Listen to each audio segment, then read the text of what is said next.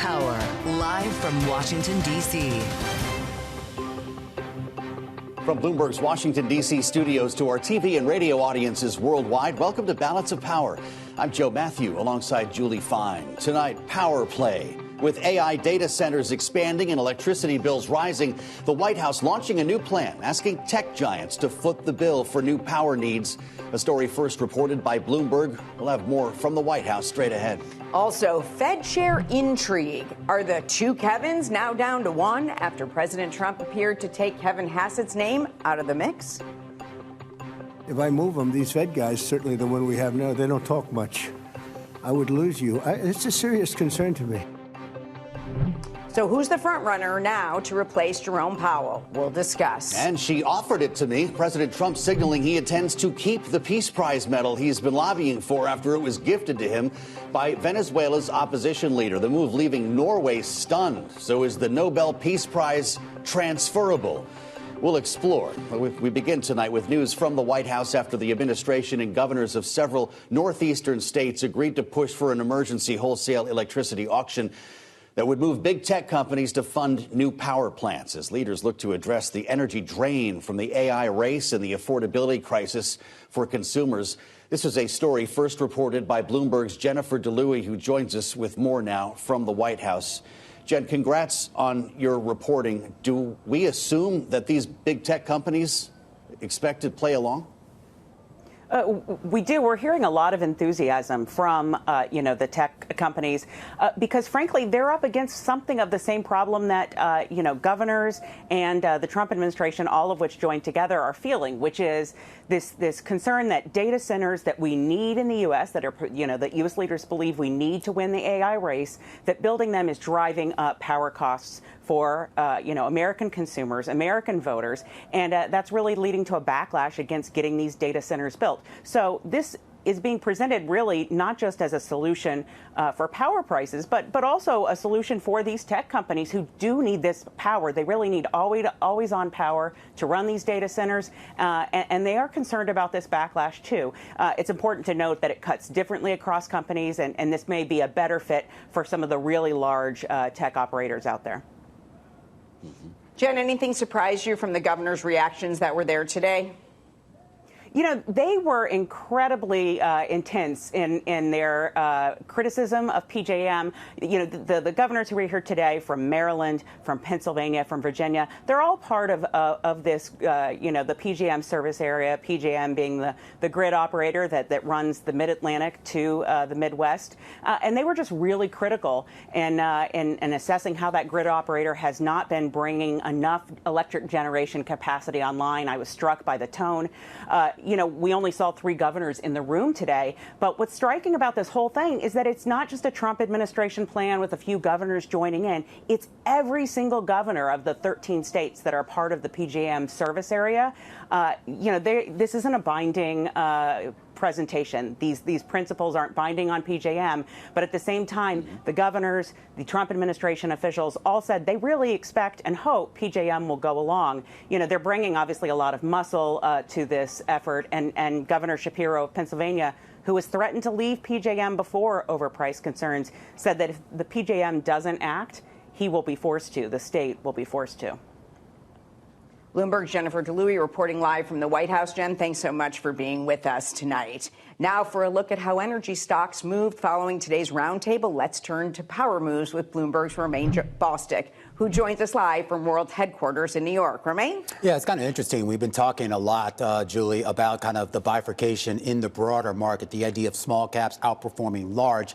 A big story underneath all that of why small caps have been outperforming is because those small cap indexes, they contain a lot of energy companies, and energy companies have been on fire. This rally actually started late last year, but it really picked up a lot of steam over the last couple of weeks, largely because of some of the geopolitical issues that have sort of moved oil prices around. And now, of course, the recent proposal proposals out there with regards to addressing our energy crisis. You have names like GE Vernova up about 6% on the day. As a group, we should point out a lot of these sort of equipment makers, basically the people who would make equipment for a lot of utilities and the electrical grid, they've been on fire. As a group, trading at a record high today and on the week. Then you have like the oil services companies, your SLBs, your Halliburtons of the world, your Baker Hughes. They've also been rallying to fresh highs, and that's largely on the potential for more of a oil infrastructure build out, particularly in Venezuela and even in the southern Gulf Coast states, partly because of some of the positions and policies that the Trump administration has been proposing. I do want to also point out an interesting wrinkle, because I was looking at the complexion of this energy trade. It's not just oil and gas stocks, it's not just utilities. I want you to take a look at clean energy stocks, believe it or not, because this seems counterintuitive, but they have been on fire. In fact, the best performer across all regions, outperforming actually some of the more traditional energy names. So think of names like Bloom Energy, Plug Power, Solar Edge, etc. Names like this also moving higher, not because of the U.S. commitment to renewable energy, Julie, but because most non-U.S. nations are still committed to those projects, and they are making orders at a high clip. Fascinating. Romaine, I'm going to ask you about PJM. This utility is not a publicly traded company, but it's one that's been in the news a lot. And we just ran a red headline on the terminal. PJM proposing a backstop plan to support power grid reliability. They were not invited to the White House today. Is this a plan B?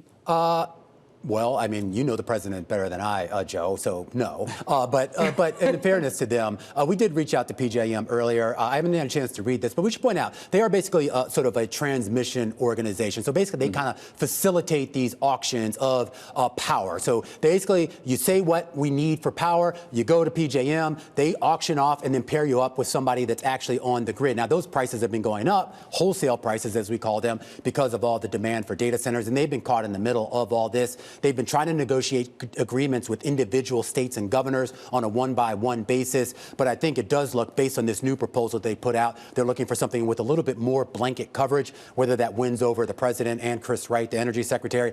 Your guess is as good as mine, but I can assure you here, one way or another, there will be some discussion between the White House and the executives at PJM.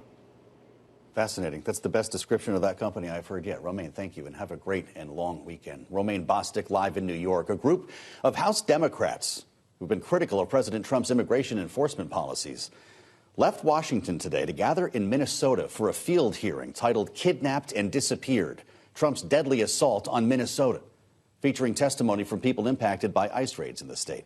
Congresswoman Katherine Clark of Massachusetts, the House Democratic whip, led that hearing and joined us from the Minnesota State Building in St. Paul. Listen. Well, Joe, thank you for having me on and bringing attention to this hearing that we held today. And let me tell you, hearing it firsthand from people who have been taken by ICE, U.S. citizens detained for no reason whatsoever, ripped out of their car, having tear gas put in through the air filter of their car just for honking their horn and blowing a whistle. They're the stories that we heard. And of course, we have all seen the horrific video of the shooting of Renee Good. They really bring to life what is at stake here in Minneapolis and here across the country if we continue to allow ICE to have this unlawful reign of terror on our communities. And so going to your question about what do we do about it, as we are having one of the funding bills that funds the Department of Homeland Security coming up potentially next week. And the answer is we have been very clear with Republicans.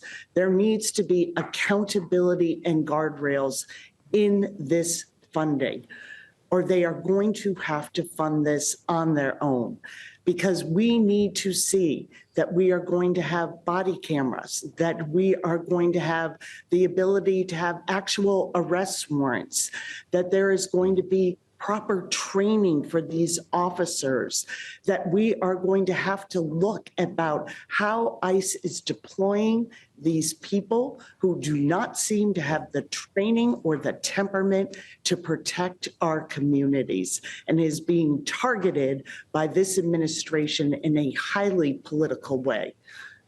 Well, I know Boston and the Boston area has been part of the areas targeted by ICE, whether it's Everett or Revere. With what you just described, if you can get legislation that puts body cameras on agents and provides training for deconfliction, for de-escalation, will Democrats be on board?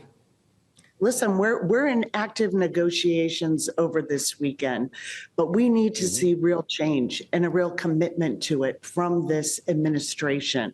And so we have to be assured that the billions of dollars that they have poured in to ICE, it's sevenfold the size agency that it was. It is now the largest law enforcement agency in the federal government, is actually serving a national security purpose.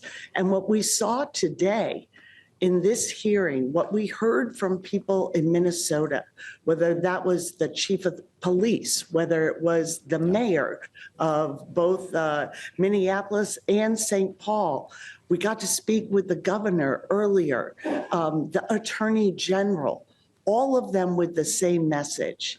If this is happening in Minnesota, it can happen in your hometown as well.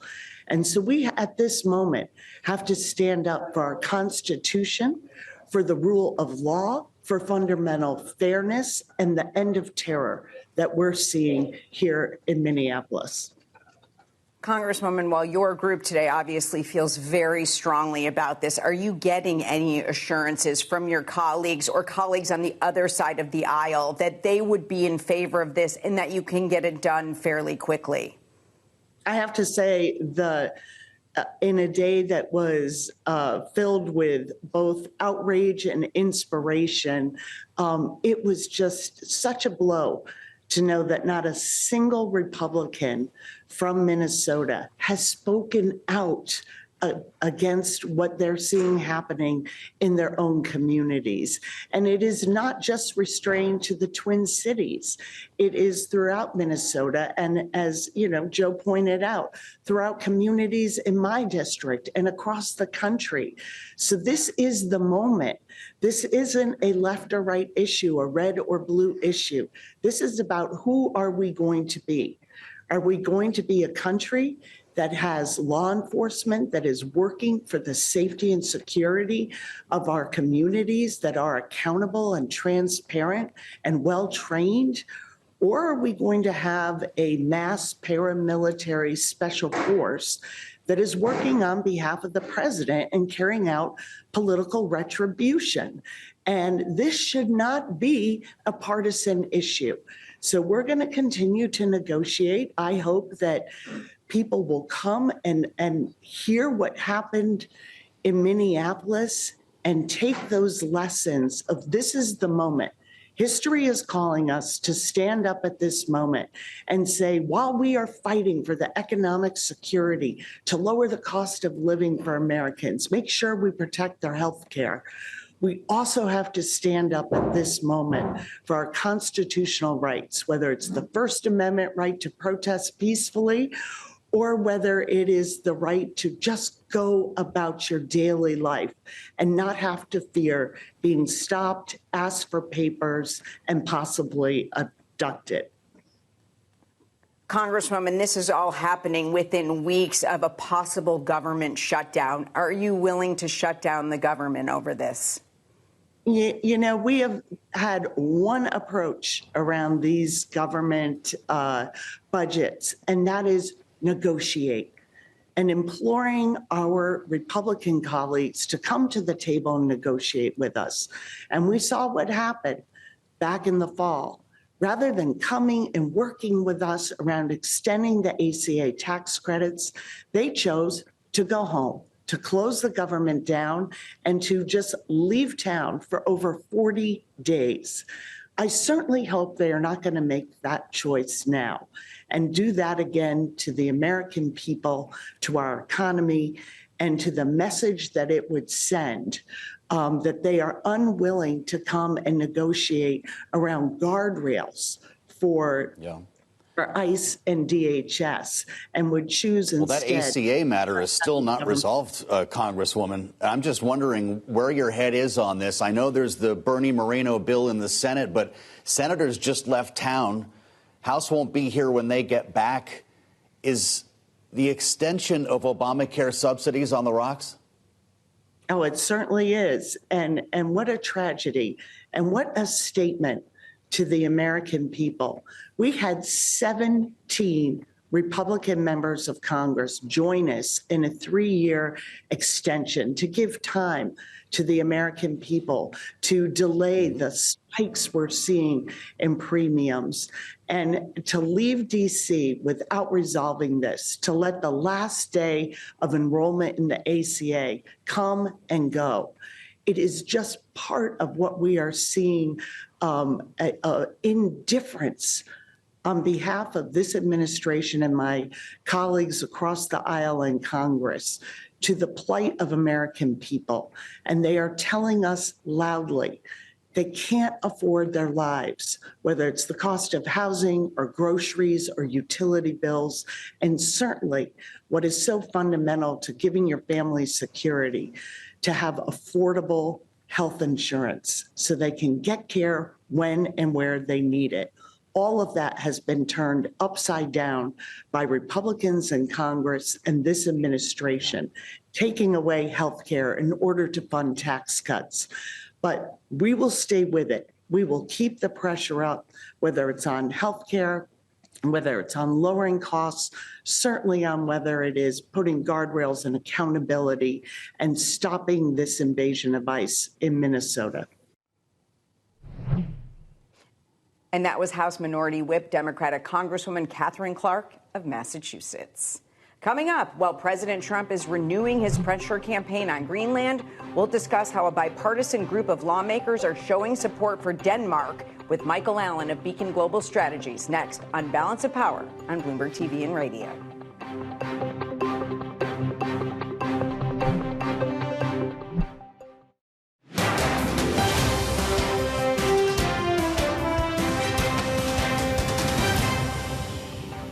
We can get whatever economic and military arrangements we want with Greenland without pressuring them or bullying them, much less with doing something that would essentially transform the United States in the eyes of many into a rogue actor and undermine NATO. So this seems to me unnecessary. You know, God invented diplomats for a reason, and the reason is to negotiate special arrangements. Greenland and Denmark are more than willing to do that if we would only meet them halfway. It's Balance of Power on Bloomberg TV and Radio. Alongside Julie Fine, I'm Joe Matthew in Washington. Conversation earlier with Richard Haass, President Emeritus, the Council of Foreign Relations, talking about the impact of President Trump's pressure on NATO to support his ambitions in Greenland. Joining us now with insights into this and more, Michael Allen, Managing Director, Beacon Global Strategies, former Special Assistant to President George W. Bush in the national security sector. It's good to see you back, Michael. Thank you for being here. When are we invading Greenland? I thought we had designs on Venezuela. We do, and then, you know, we may bomb Iran and then get to Greenland. I think the president probably in the end won't actually invade Greenland. I hope this is one of these plays where he's trying to say a lot of things to gain a lot of leverage in order to maybe get some things that he wants down the road. But it's hard to see what else he could want because the door is open. The Europeans are trying to negotiate with us, and he keeps saying he wants to own it. What do you make of the president basically threatening to tariff countries that don't support him in this quest for Greenland? Well, to me, this is unnecessarily rocking the boat. It was one thing to call out the Europeans for being terrible contributors in terms of dues to NATO, but to do this when they have so much else going on, namely trying to deter Russia and support the Ukrainians at our behest, I don't think we need to be knocking down their back door when they have so much else going on. Well, there's talk of buying Greenland, maybe an enhanced That's what we should do. Agreement with Greenland, maybe not end NATO in the process. So let's move to Iran, because there's been a lot of rhetoric about Iran recently. The president says the killing has stopped. He was very respectful. He posted on Truth Social today of the fact that prisoner executions were canceled.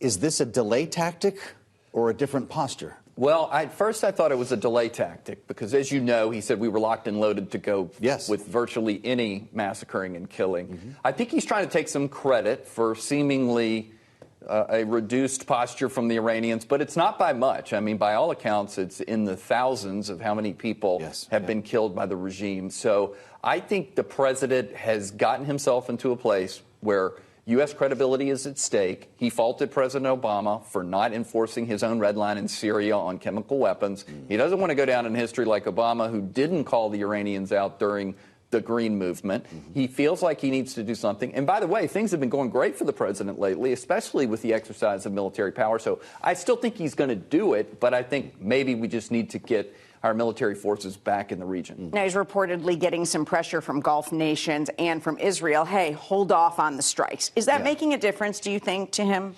Maybe. I mean, I was a little skeptical at first about the Israeli piece because I feel like Netanyahu was here at the end of December to sort of discuss with President Trump in Mar-a-Lago the fact that he wanted to hit Iran again because Iran's ballistic missile program is proving to be tougher than we thought.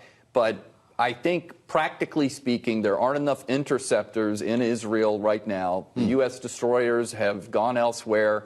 Israel feels vulnerable. I think Israel's not saying no, they're just saying not now. And so I think they can get on board with this pretty easily. So when the USS Lincoln steams in a couple weeks from now, maybe that's a more realistic prospect. It is, but I worry we may have lost the moment. I mean, I still think the regime is going to go down. This is a broad-based revolt. They have no solutions to fix their own economy, but it might have been a better thing to do at the height of the protest to give them a little boost rather than 2 weeks afterward. We talked to Alyssa Slotkin last evening, Democratic Senator, Armed Services Committee, surprised at the approach this president has taken to foreign policy after running on America First. Here's what she said. I think it's just interesting that the president was considering yet more military action. He has really become a foreign policy president, and he campaigned about, being the domestic policy guy. But we went back and looked, and he has carried out military action in 9 different places in his first year, 7 countries, 2 oceans, more than any single president in U.S. history. Is this what happens when you work in the White House? You worked for George W. Bush, rolled in off that ranch in Texas with a pretty strong domestic agenda, and ended up being involved in some of the longest wars in American history. This America First president running on closing the border and the economy is finding himself, again, as the senator put it, as a foreign policy president. How does this happen? Well, most presidents in their second term, I think, especially when they feel like they've gotten everything they can get out of Congress, begins to shift toward an area where they don't have as many limits. And so he's definitely playing hard in the foreign policy area. But it is worth reflecting on the split in the Republican Party. Everyone says Donald Trump was a neo-isolationist. He's clearly not. There's no dispute that he doesn't want to get involved with, no foreign policy issue that he doesn't want to try to solve. So I think he's going to get in there and try and exercise American power all the time. But is it a difficult thing for him to do with 2026 around the corner when you're going to have Democrats saying, okay, let's focus on the problems here. Your mind is elsewhere? I do think that becomes a vulnerability. It reminds me of the Bill Clinton shirt of everywhere that George H.W. Bush had intervened or visited back in 1992 and ignoring the economy. So, yeah, I do think that's a big issue. Republicans need to watch affordability as well as anyone. And so I do think there is some risk, especially the president's luck may run out at some point. It was pretty bold to do the Maduro raid. I didn't have that on my list. So look out. Well, when we're calling Michael Allen, something's going on in another corner of the world. It's great to have you back, Michael. From Beacon Global Strategies, we thank you. Coming up on Balance of Power, how the administration is tackling energy costs. We're going to hear remarks from the governor of Pennsylvania, Josh Shapiro. He was at the White House today and will be on Balance of Power next on Bloomberg TV and radio.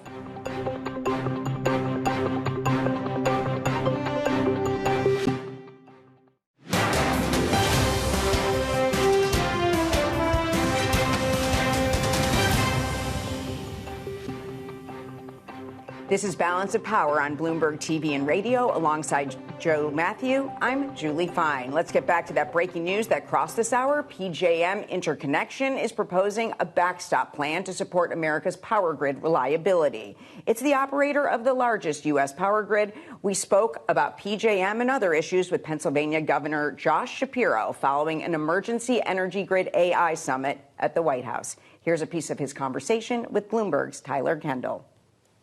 For the last 3 years as governor of Pennsylvania, I've been working to bring down energy costs for Pennsylvanians. And I'll work with anyone, Democrat or Republican, federal level, state level, to bring down those costs. I think we have a common purpose in holding PJM accountable and making sure they connect more power to the grid more quickly and reduce costs.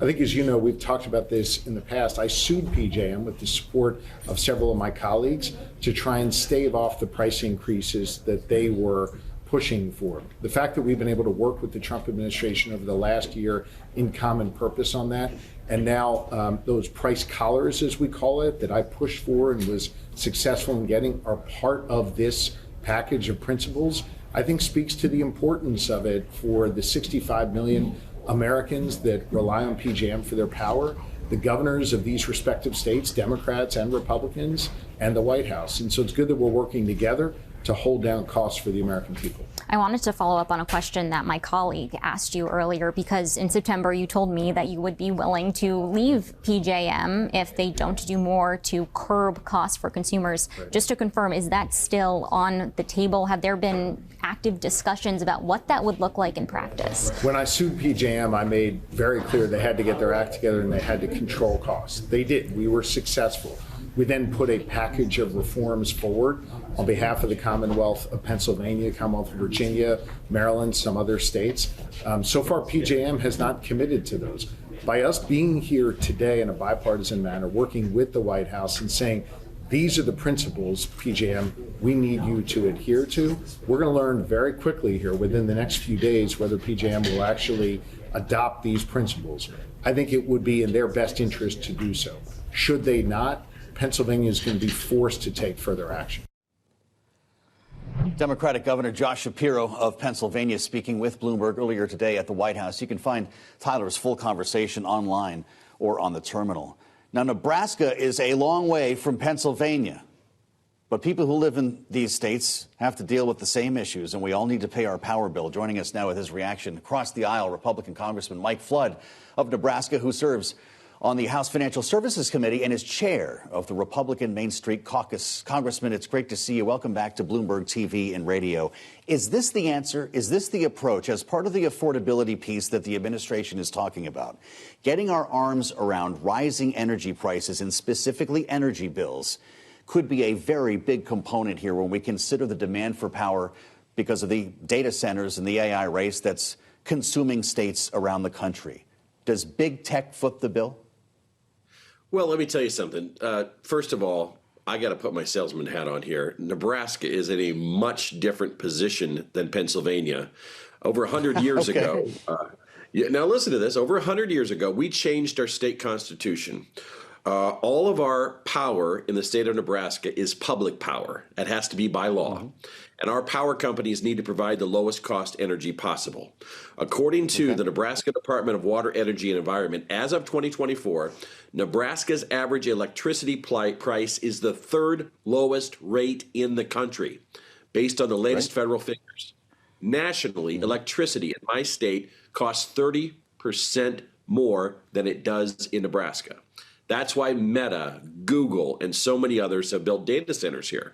So while Pennsylvania, California, they are dealing with this energy issue, here in Nebraska, we are some of the cheapest in the country, and that's why people should move to a state like ours, because are building. Understood. Does that mean you're inoculated from this trend, though? If I want to come and open a big data center in Nebraska, do you want me on your grid, or do you want me to provide my own power?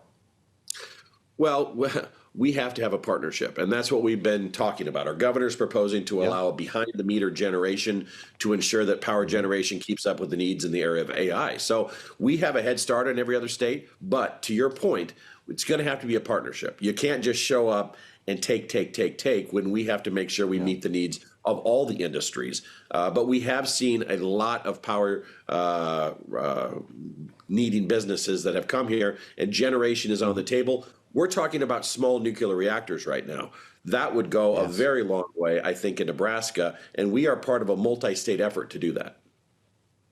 Congressman, as you said, you're home to data centers from Alphabet, Google, from Meta. But as you know, when they come to town, they take some power, but they don't necessarily bring the jobs. So what is the best way to keep up with the electricity demands in the future? Well, and I think that's one of the questions that we have to have is, like, if you want to bring your data center here and you don't want to bring the jobs that are associated with it, is there another company that wants to do that? Like, I think as economic developers, as people who want to build opportunities for these very smart kids that come off the farm, we should prioritize those businesses that find it a way to have their employees work here as well as use our natural resources. Listen, we have an underground freshwater ocean called the Ogallala Aquifer. We have the natural resources that the rest of the country doesn't. We have water, we have electricity, we have land, we have zoning, and we are business friendly. Our juries are conservative.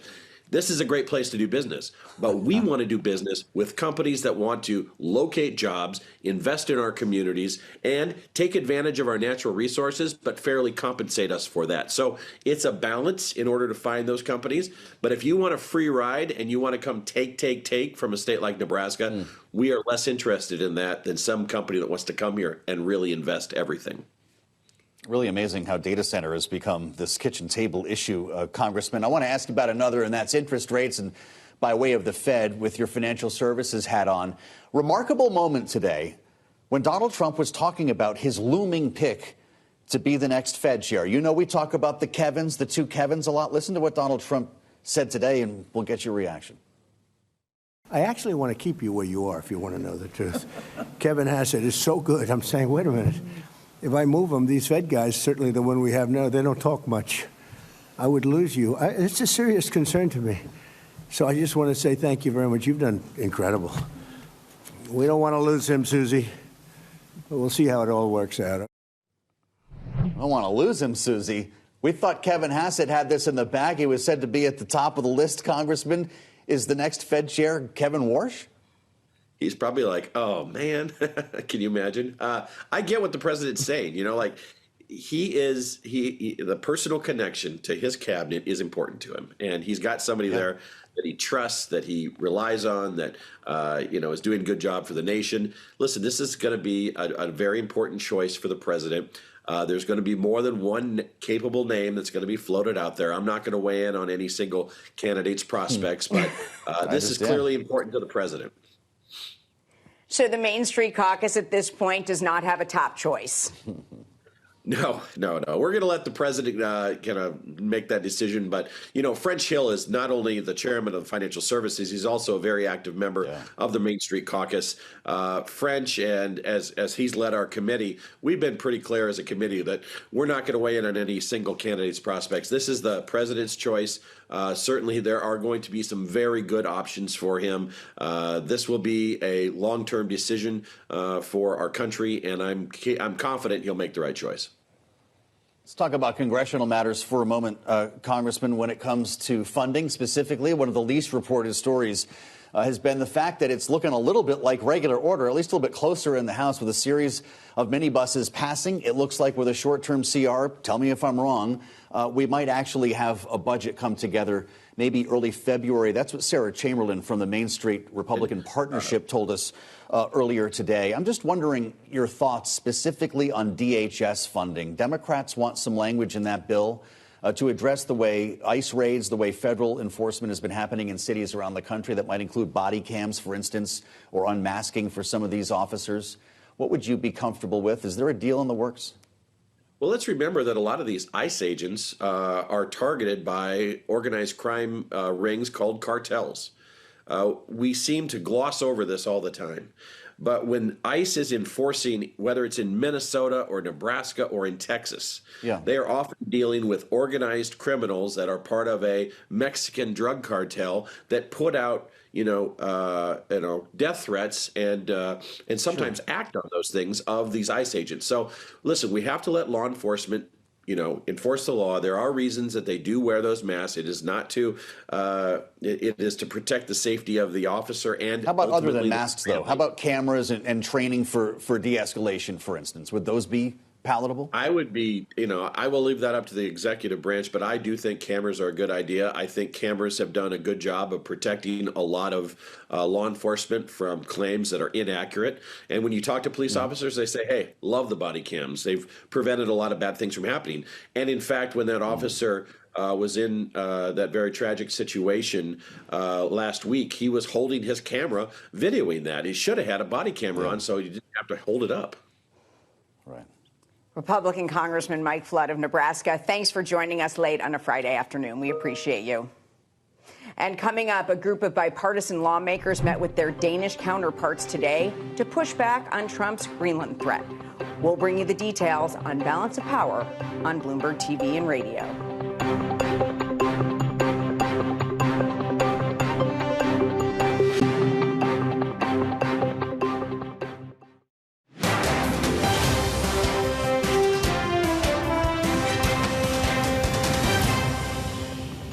And I may do that for Greenland, too. I may put a tariff on countries if they don't go along with Greenland, because we need Greenland for national security. So I may do that.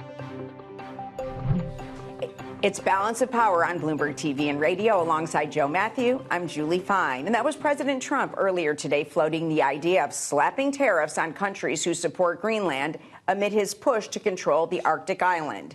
Yesterday, officials from both Denmark and Greenland were on Capitol Hill to push back on the administration's threats, and today members from both parties are returning the favor to reassure Danish leadership that any effort by Trump to take over the Arctic island would be met with strong opposition from Congress.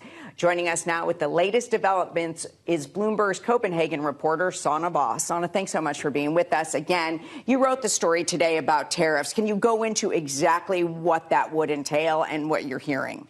I think it's a bit too early to say what it would entail. I mean, Trump has said he might impose tariffs on countries that don't support his aim to get Greenland. He's previously shown that he's willing to use tariffs as part of his foreign policy agenda.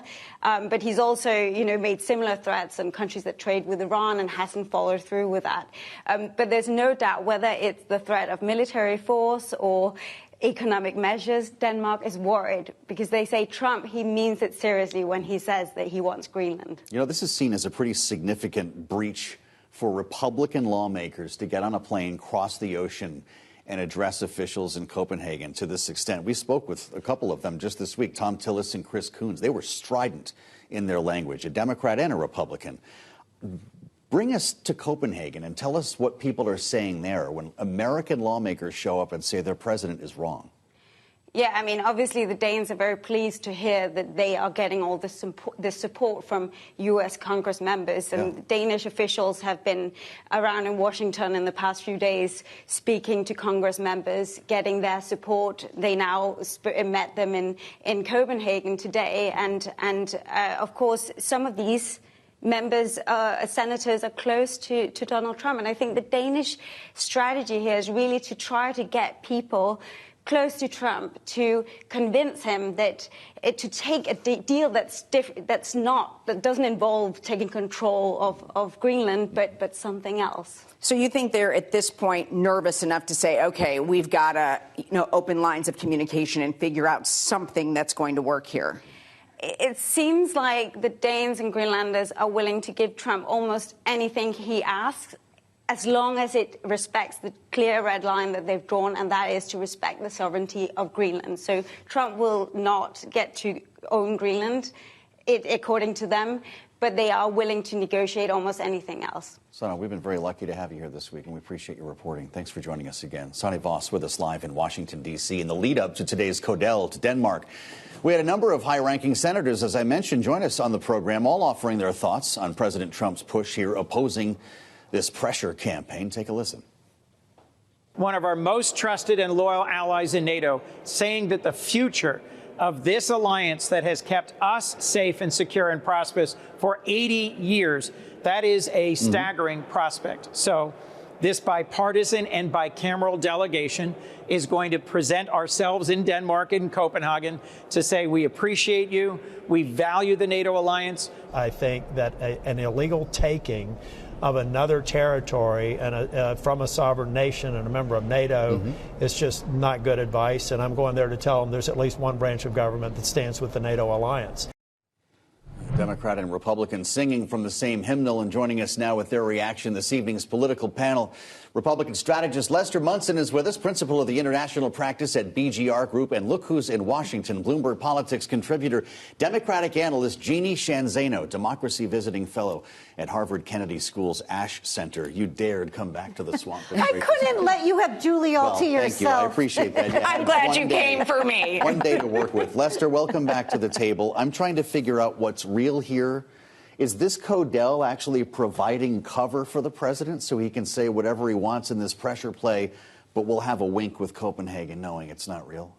You know, I think that on the one hand, and on the other hand, I take Donald Trump at his word. One thing I feel like we've learned about Donald Trump throughout these many years is that when he's ruminating about something, particularly publicly and out loud, he usually tries to figure out a way to go after it. So do I believe he should do this? Absolutely not. Do I think there's a reason to? No. Is it a violation of international law, U.S. law? Absolutely.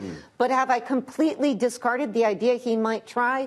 Absolutely not. And I think the destructive impact on NATO and our European allies in particular is devastating for U.S. foreign policy. How about members of his own party? Many are saying this is not a good idea. You just saw this right here. How do they do this right now, especially when you're in an election year and they don't want to upset the president? Well, you got to be artful. You have to be a good political athlete. The president can be a challenging person to deal with. But I think most senators, you know, who serve 6-year terms, not 4-year terms like the president, have a longer-term view. They see the importance of this relationship. They would like this to be worked out in a very amicable way. And so I think while, you know, Senator Tillis, who's retiring, maybe doesn't speak exactly like the rest of the Republican conference, he's actually pretty close to where a lot of them are. Is NATO on the line as we hear, or are we pearl clutching when it comes to Greenland? I would say that it's about half pearl clutching and about half a reason to be concerned. I'm not quite where Jeannie is on this, but the rhetoric's not great.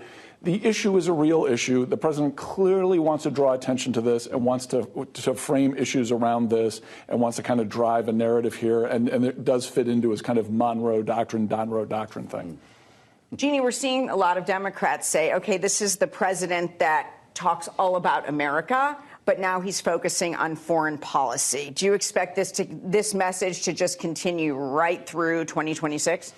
I don't, because Donald Trump has really good political instincts. We know that. And if he is reading the same polls that we are, he's got to know that it is time to turn back to the U.S. and focus on issues like affordability, like immigration. That said, he really seems to enjoy his time on the international stage, but it is not good politics for him. So I suspect as the year goes on and we get closer to the midterms, he will turn his attention more clearly to health care and other things. One of the more ironic turns this week is the president has considered striking Greenland, has talked about moving on Iran, a series of strikes that could be something much larger, even has toyed with Colombia, Cuba, and has had many wondering who or what is next. The president's got a Nobel Peace Prize hanging on his wall. This happened yesterday. He did not win it, but Maria Corina Machado, Venezuela's opposition leader, paid him a visit at the White House. They did not hold a public event. Didn't have cameras or reporters, at least, in the room, but there was an official White House photograph the president put on social media showing it framed. He's got the medal. And he was asked about this today. Here's the president. Yesterday, you accepted Maria Machado's Nobel Prize medal. What do you intend to do with it, and why would you want someone else's Nobel Prize? Well, she offered it to me. I thought it was very nice. She said, you know, you've ended 8 wars, and nobody deserves this prize more than in history than you do. And I thought it was a very nice gesture. And by the way, I think she's a very fine woman, and we'll be talking again. Shock horror in Norway. That's completely unheard of, says Jane Matlery, a professor at University of Oslo, former politician, saying it is a total lack of respect for the award on her part, calling the act meaningless and pathetic. They say the award is non-transferable, Jeannie. Then why is he holding it in that frame? I guess it's non-transferable, except if it's to Donald Trump. He's holding it. Listen, the framers thought about this. They gave us an emoluments clause to guard against foreign influence in the U.S., any kind of U.S. foreign policy. And what do we have? We have the opposition leader of Venezuela knowing our president enough to know he wants an award. I'll give him mine, and maybe I get back to get to the presidency. Disaster. When you say the framers, I'm assuming you mean the founders, because somebody framed that thing so it could hang on his wall. Should he keep it? Look, the Norwegians gave the Nobel Peace Prize to Barack Obama basically just for showing up. So the idea that Corina Machado can't share hers with Donald Trump, I find, maybe a little bit sideways. I think it says more about her than it does about him. In a she good is way. a very smart politician. Yeah. She is playing the long game in Venezuela. My money is on her. 5 years from now, she's probably going to be running that country. Well, she obviously knows that he wanted a Nobel Peace Prize, and she thought she could provide it. She thought she could provide it for him, and hoping that he would provide her with some support. I think the question now is, did it work? It's going to work, and I think they both know this.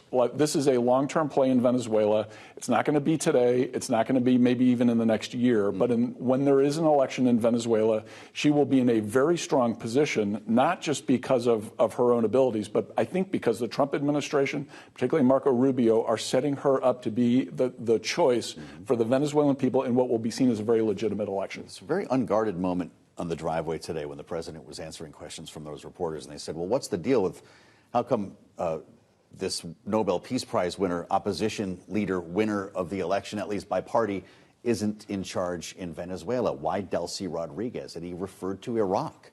And he said, you remember what happened when they got rid of everybody in Iraq? And I'm wondering, when you consider the de-Baathification aspect, who is in his ear warning him against reliving that event?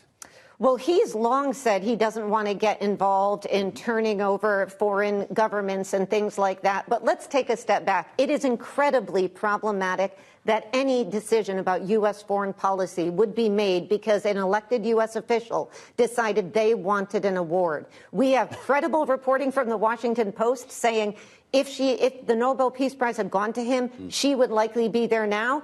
And we just heard Lester say she may be there pretty soon now that he's got she gave him the award because she knows he wants it and he'll give her something in return. Is that how we want to make policy now? Well, based on awards? Julie, save me here. Jeannie, do you think that Democrats, though, at this point, should just be like, I'm not even going to pay attention to this, and I'm just going to stay on message? Yes. I mean, does this give them an opportunity to say, okay, you can all discuss this, and we're going to talk about housing and affordability? Absolutely. Do they ever listen? Absolutely not, but they should. Affordability, affordability, affordability. Maybe he'll wear it in Davos next week. Right around the neck. He'll probably get like a bigger version of it, like have it remade twice as big, and it will be more As important as this is, I have to stop this here. Lester Munson and Jane Zano, thank you so much for being with us. We appreciate you being here on this Friday. And to learn more about all of these stories and more, make sure to check out the Washington Edition newsletter on the terminal and online. It better be Friday. Thanks for joining us. This has been a week. All right, Julie, I'll meet you in Texas in 1 week. Don't tell anybody. I can't wait. We're coming down. Have a great long weekend. For those of you here in the U.S.,